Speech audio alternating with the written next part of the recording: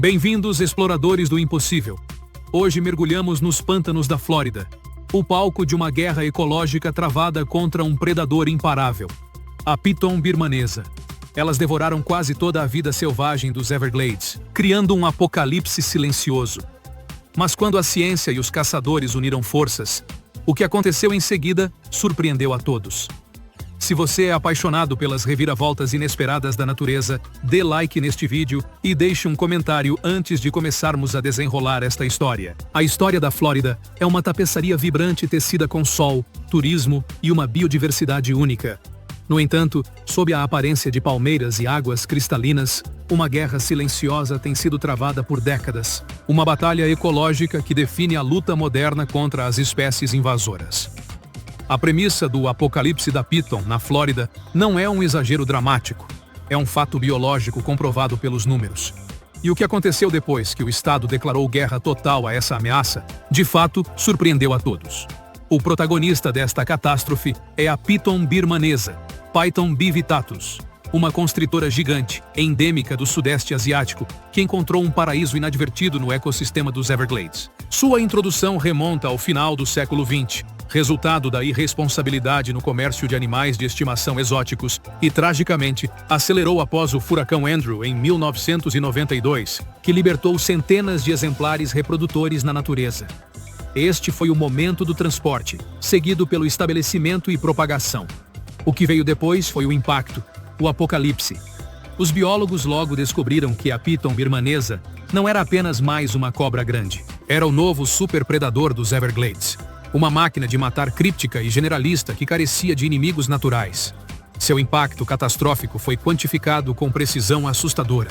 Entre 1997 e 2012, as populações de guaxinins e gambás em algumas partes do Parque Nacional Everglades caíram mais de 98%.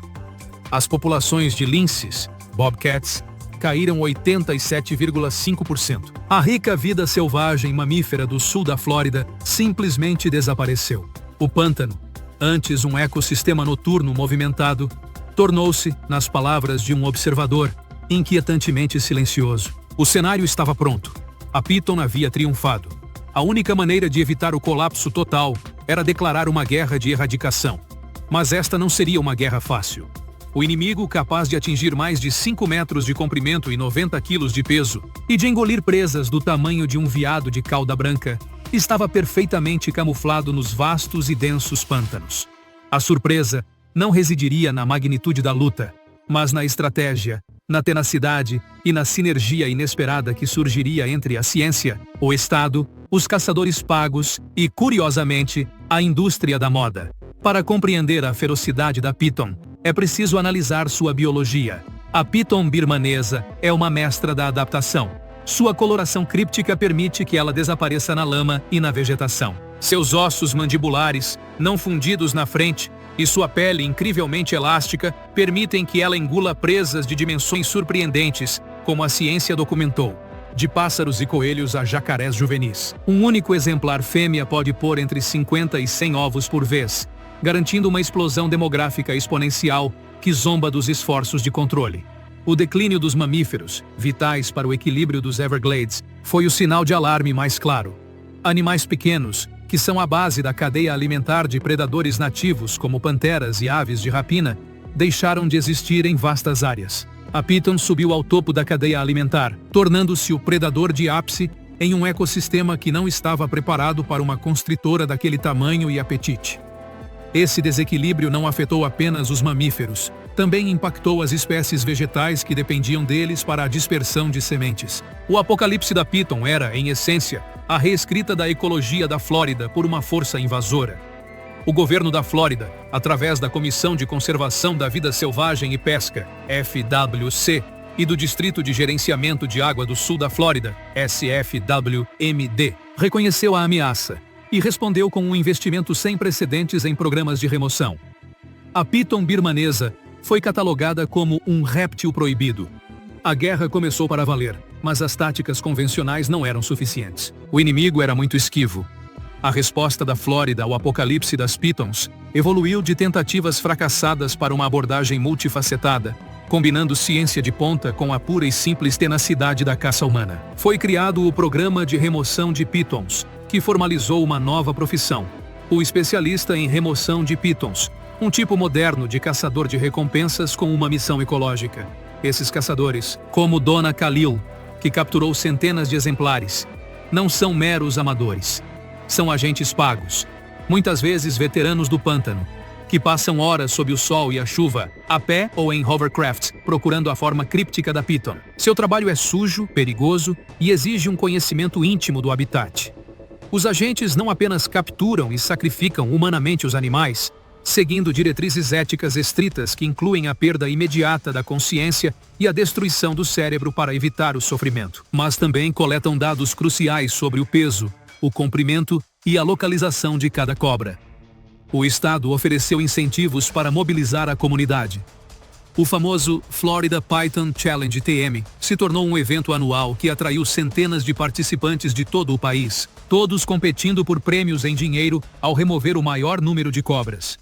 Números como os de 2024, que viram participantes removerem quase 200 pitons na competição, ilustram a mobilização da base. Mas o verdadeiro sinal da intensidade da guerra foi a mudança na métrica. Contar pitons tornou-se insuficiente. A Conservancy of Southwest Florida, uma das principais organizações de pesquisa e remoção, começou a contabilizar a biomassa total removida. Foi então que o primeiro marco verdadeiramente impressionante foi alcançado. O programa da Conservancy superou 20 toneladas de pitons birmanesas, removidas de uma pequena área de 200 milhas quadradas desde 2013. Uma única temporada recorde atingiu 6.300 libras. A guerra não era mais medida na quantidade de indivíduos, mas no peso esmagador da ameaça que estava sendo extraída do ecossistema. Esse esforço em grande escala, mais de 22 mil pitons eliminadas por programas estaduais e contratados desde o ano 2000, demonstrou a vontade da Flórida de não se render ao apocalipse. No entanto, dada a capacidade reprodutiva da constritora, muitos especialistas mantinham um pessimismo cauteloso, admitindo que a erradicação total era quase impossível. Vimos como essas pitons devoraram ecossistemas inteiros. O número é chocante, mas a estratégia que os cientistas desenvolveram é ainda mais ousada. Você acha que a humanidade pode vencer esta guerra contra o superpredador dos Everglades? Diga-me nos comentários agora mesmo. E se esta batalha épica está te prendendo, assine o canal para apoiar o conteúdo que te deixa sem fôlego. Agora, para a parte mais surpreendente. É aqui que entra a reviravolta mais surpreendente desta história, um testemunho da eficácia da ciência estratégica.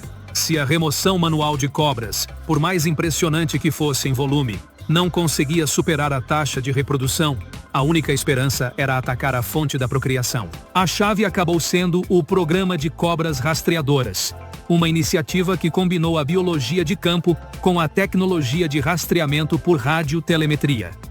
Os biólogos, liderados por especialistas como Ian Bartosek, começaram a capturar pitons machos, muitas vezes menores e mais fáceis de encontrar, e implantaram-lhes coleiras GPS. Esses machos, chamados de cobras rastreadoras, eram então liberados. O princípio é simples e brilhante. Na época de reprodução, as cobras rastreadoras, machos, são atraídas pelas fêmeas reprodutivas.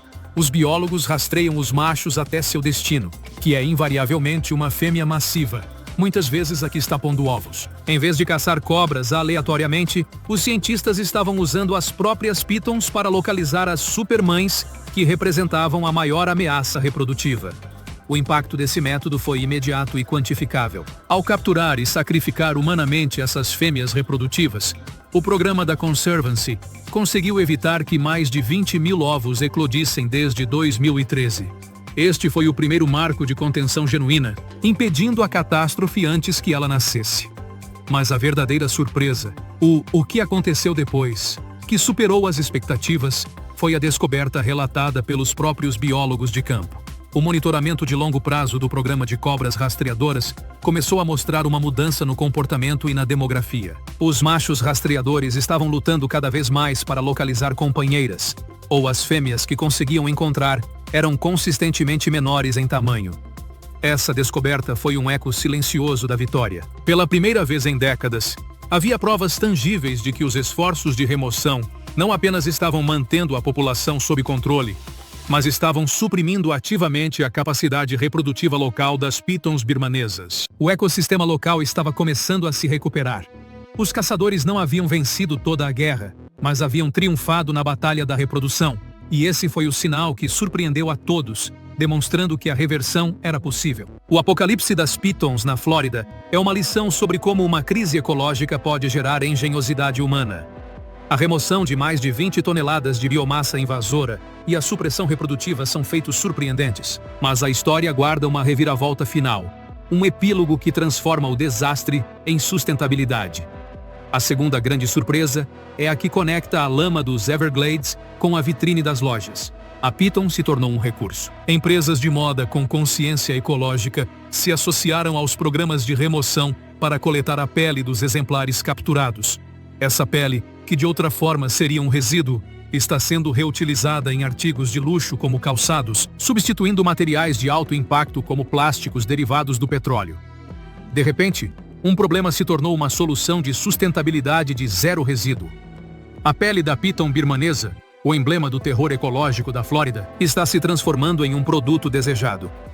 Esse desenvolvimento criou um ciclo econômico que apoia financeiramente os programas de remoção e, simultaneamente, transforma o predador em uma fonte de renda para o Estado, fornecendo um incentivo adicional para os especialistas.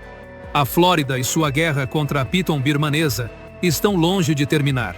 O desafio persiste e a vigilância deve ser perpétua. No entanto, a trajetória do apocalipse mudou. O que começou como uma devastação ecológica evoluiu para uma épica de perseverança, inovação biológica, o uso das próprias cobras como rastreadoras e uma inesperada aliança comercial. A verdadeira surpresa não foi que as pitons desapareceram, mas que o ser humano encontrou a maneira, através da ciência estratégica e da tenacidade incansável, de dobrar a curva da catástrofe, silenciando o sucesso reprodutivo do predador e, pela primeira vez, devolvendo uma esperança tangível ao coração dos Everglades. O colapso foi evitado não apenas com força bruta, mas com inteligência, usando as próprias pitons para rastrear a fonte do problema. É um lembrete de que a batalha ecológica pode ser vencida. Qual outra espécie invasora você acha que precisa de um plano tão engenhoso? Compartilhe com um amigo que adora histórias de sobrevivência. Não se esqueça de se inscrever e ativar o sino para não perder nosso próximo mergulho profundo. Até a próxima, e que a ciência esteja convosco.